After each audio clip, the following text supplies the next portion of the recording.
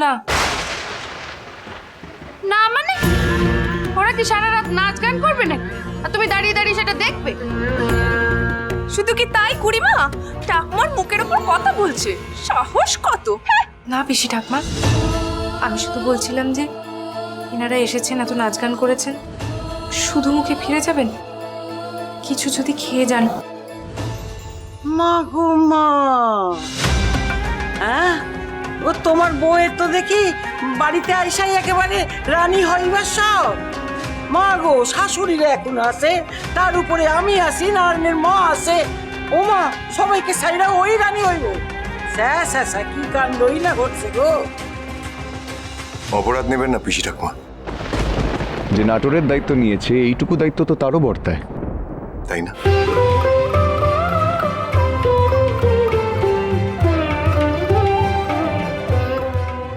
বাবা গো বাবা, ডিল পড়ছে একেনে আর ব্যথা উঠছে ওকেনে। সে লক্ষণ তো ভালোই। শোনো বাবা সত্যনারায়ণ, তুমি জোয়ান, এসব কিছু বোঝো না, কিন্তু দিদি তোমার ব্যাটার হাল তো এবার তোমায় ধরতে হবে। চক্ষু লজ্জা বলে যে কিছু জিনিস আছে সেটা মনে করিয়ে দাও। মেঘমে এমন আদিককে তার চোখে দেখা যায়নি। বৌরানী, ওদের খাবার ব্যবস্থা হয়েছে বাইরে, তুমি কোনো চিন্তা করো না। হ্যাঁ সত্যি তো, সত্যি। শুনুন, আপনাদের সকলের আজ নাটোরের নেমন্তন্ন, বুঝলেন? বাইরে উঠোনে ব্যবস্থা করা হচ্ছে। হ্যাঁ, আপনারা সব আসুন। এই কে আছো, ওনাদের সব নিয়ে যাও। সত্য, এদিকে তো আবার ওই আমন্ত্রিত গণ্যমান্য মানুষেরা উপস্থিত হতে শুরু করবেন একটু পরে। মশাই, আমি সব ব্যবস্থা করে নিয়েছি। আর কান্ত দাদা, বৌঠান, আপনারা তৈরি হয়ে নিন। অতিথিরা বৌঠানকে দেখতে চাইতে পারেন। কি? হ্যাঁ, রঘুরাজা তো সেরকমই বলেছিলেন, তাই না সত্য? হ্যাঁ রে, এই রঘুর কি মাথা খান গেছে? নতুন বউরে পুরুষ মানুষরা সব ড্যাব ড্যাব করে দেখবে।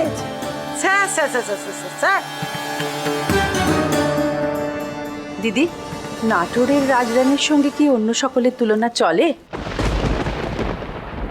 নারানী, তুই বৌরানীকে চিকের আড়ালে বসাস, আর বাইরের কেউ এলে খপর দিয়ে ভেতরে আনিস। জামাই বাবা জীবন, সত্য, তোমরা সে ব্যবস্থা করো। কি জানি কারা আসবেন বউ দেখতে, আবার কোনো ভুল না হয়ে যায়, তাহলে তো আবার যুবরাজ ধমক দেবেন। না না, ধমক খাবো না, চুপ থাকবো তার চেয়ে।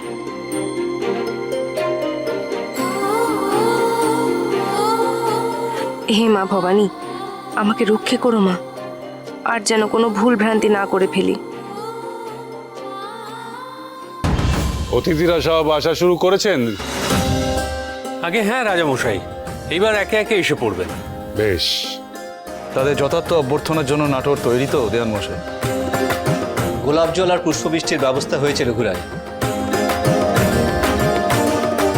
রঘুরাজা, নাটোরের রীতি মেনে 10 রকমের শরবতের ব্যবস্থা করা হয়েছে। আর এছাড়া পথ মুড়ে দেওয়া হয়েছে শালুকে, শঙ্খ বাদ্যি। বেশ বেশ, তোমাদের উপর আমাদের ভরসা আছে, আর বলতে হবে। ব্যবস্থাপনা তো বেশ ভালোই হয়েছে দেওয়ান মশাই। আগে আমি নিজে দাঁড়িয়ে থেকে সমস্ত আয়োজন করেছি রাজামশাই। হ্যাঁ, পরশু খাজাঞ্চি মশাই এবং নায়েব মশাই আমার সঙ্গে ছিলেন। সে আর বলতে হবে না। আয়োজন দেখেই দিব্যি ঠাওর করতে পারছি। এই না হলে আমাদের নাটোরের একমাত্র যুবরাজের প্রীতিভোজ। হ্যাঁ, সাধু সাধু।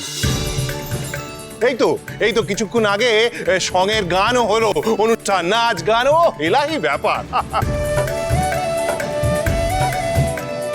রাজামশাই, আমি একবার বরং সিংহদুয়ার থেকে খোঁজ নিয়ে আসি। অবশ্যই অবশ্যই। নদিয়ার অতিথিরা এসে পড়লেন বলে।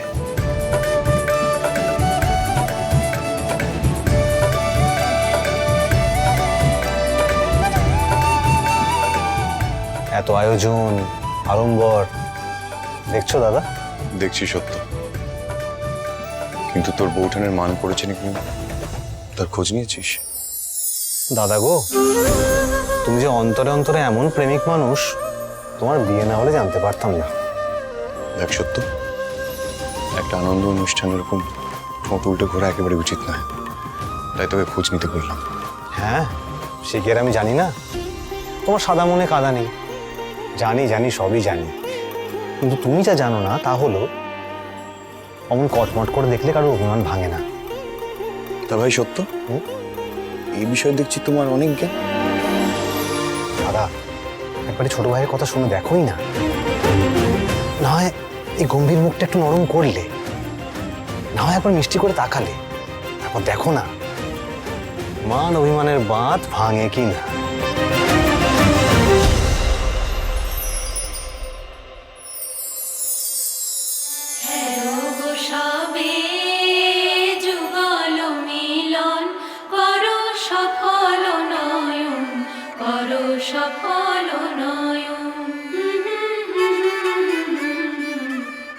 যুবরাজ কি চেয়ে আছেন আমার পানে? মনে তো তাই হচ্ছে। অযথা বকুনি দেওয়ার সময় মনে ছিল না নাকি? এখন আমি তাকাবো না মোটেই, কিচ্ছুতেই না।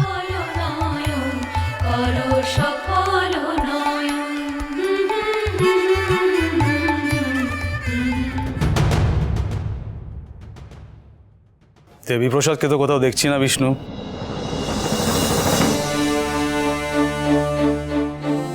মার্জনা করবেন দাদা, কিন্তু সার দিয়ে রাজসভা ভরানোই তো একমাত্র লক্ষ্য।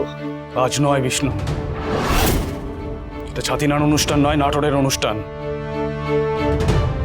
অযথা সময় নষ্ট না করে দেবীপ্রসাদকে আনার ব্যবস্থা করো।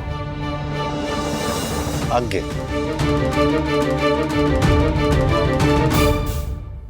তা তোমার শালাবাবুটি কোথায়? আছে বাবুমশাই, মহালেই আছে। এখনো বসে আছো? ওকে ডেকে নিয়ে আসো, না হলে দেখছো না কি হচ্ছে এখানে। আশ্চর্য। না না বাবুমশাই, আমি যাচ্ছি, আমি আনার ব্যবস্থা করছি।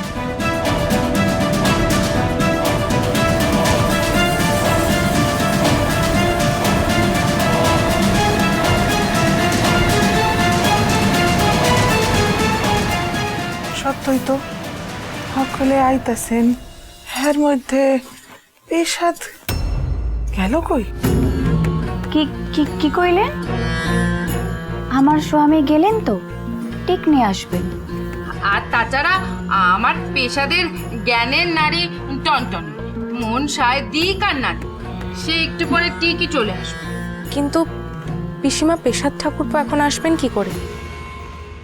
উনি তো নাচ দেখছেন। কি কি বললে তুমি? তা তুমি কি করে জানলে বাচ্চা? ও, তুমিও কি তাহলে ওখানে নাচ দেখতে গিয়েছিলে? দোতলার অনিন্দের তুমি তো ছল করে আমাকে পাঠালে ফুল্লরা দিদি, এখন কিছু না জানার ভান করছো? শোনো শোনো, কতক্ষণে শোনো মেয়ের, কোথাও কিছু না পেয়ে আমার উপরই দোষ চাপাচ্ছে। মা, আমার ওই পথ দিয়ে যেতে গিয়ে নাচ গান সব চোখে পড়েছে, আমি তাই বললাম। চোখে পড়েছে নাকি ওকে দিচ্ছিলে? শখ না দেখার? আমি দেখতে চাইনি ঠাকুরজি, কিন্তু আমার নজরে এলো প্রীতিভোজের সময় ঠাকুরপো নাচের আসর বসিয়েছে। তাতে কারোর কিছু গেল এলো না, আর আমার চোখে পড়লেই দোষ। আচ্ছা হয়েছে হয়েছে, সারণ দাও বৌরানী, অহন সুপ যাও। প্রতিবাদ করতে চাস না, পেশাদ বিপদে পড়বে। কিন্তু মা, ঠাকুরের মেয়ে যখন চুপ করে গেছে, তোরা চুপ করে যেতে পারছিস না? থাম। কেউ বুঝে ফেলার আগে সে চুপচাপ চলে এলেই হয়।